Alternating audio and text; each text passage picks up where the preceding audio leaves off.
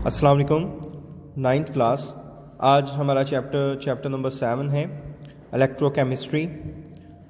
First of all electrochemistry की definition पर गौर करते हैं।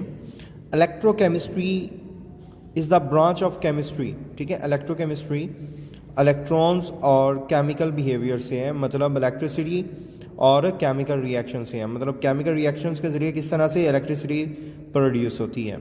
Is the branch of chemistry that deals with the relationship between electricity and chemical reactions. ठीक है, ये इसकी डेफिनेशन है इलेक्ट्रोकेमिस्ट्री की जो आप करेंगे।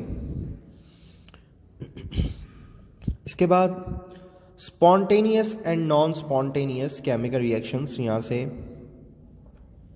Spontaneous reactions are those which take place on their own without any external agent। Without any external agent मतलब किसी भी कैटलिस्ट की ज़रूरत नहीं होती। ठीक है, विदाउट कैटलिस्ट कोई भी reaction by their own react करता है। तो नॉन स्पॉन्टेनियस रिएक्शंस क्या हैं, जिसमें एक्सटर्नल एजेंट की ज़रूरत होती है। ठीक है, यानी कैटलिस्ट की ज़रूरत होती है, और कैटलिस्ट क्या होते हैं जो रिएक्शन को तेज़ कर देते हैं या सुस्त कर देते हैं। ठीक है, इसके बाद हमारा टॉपिक है ऑक्सीडेशन एंड रिडक्शन रिएक्शंस। तो ऑक्सीडेशन क्या है? एक केमिकल रिएक्शन में ऑक्सीडेशन को हम इस तरह से डिफाइन कर सकते हैं, ये with respect to oxygen and hydrogen है। तो oxidation is defined as the addition of oxygen, oxygen का ऐड होना और हाइड्रोजन का रिमूव हो जाना किसी भी केमिकल रिएक्शन में, वो ऑक्सीडेशन कहलाता है। And reduction is defined as the addition of hydrogen, मतलब उसके अपोजिट ऑक्सीडेशन के, इसमें हाइड्रोजन ऐड होता है और ऑक्सीजन रिमूव हो जाता है। ठीक है, both of these processes take place simultaneously in a reaction. We can say where there is a oxidation there is a reduction. So हमारे पास एक एग्जाम्पल है, हम उस एग्जाम्पल को देखते हैं। A reaction between zinc oxide and carbon takes place by the removal of oxygen, reduction from zinc oxide and addition of oxidation to carbon।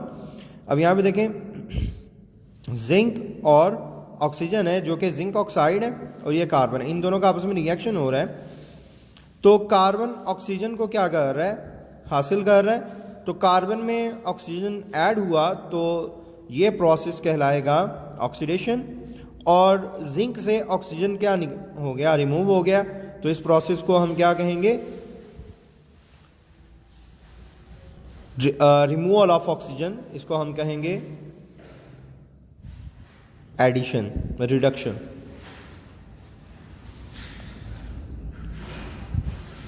इसके बाद देखें, ये तो विद रिस्पेक्ट टू हमने ऑक्सीजन बात की है, अब हमने हाइड्रोजन भी बात करनी है with respect to hydrogen. A reaction between hydrogen sulfide chlorine take place by oxidation of hydrogen sulfide and reduction of chlorine. Hydrogen is being removed from H2S and added to chlorine. इसमें देखें, hydrogen sulphide जो कि gas है और chlorine भी एक gas है, तो ये मॉलिक्यूलर फॉर्म में होगी। ठीक है, तो ये जब इससे रिएक्ट करेगा तो H की वैलेंसी 1 पॉजिटिव होती है, Cl की वैलेंसी 1 माइनस होती है। If the valencies are same they are offset and not written in the chemical formula, तो ये आ जाएगा HCl, और बाकी हाइड्रोजन से सल्फर निकल गया। ठीक है, तो सल्फर अलग हो गया। तो यहाँ से हाइड्रोजन क्या हो गया? रिमूव हो गया। ठीक है, removal of hydrogen is called oxidation, और यहाँ पे क्लोरीन में हाइड्रोजन क्या हुआ? ऐड हुआ, and addition of hydrogen is called reduction. So a chemical reaction in which oxidation and reduction processes are involved is called oxidation reduction reaction or redox reactions। ठीक है, ये redox reaction की definition है।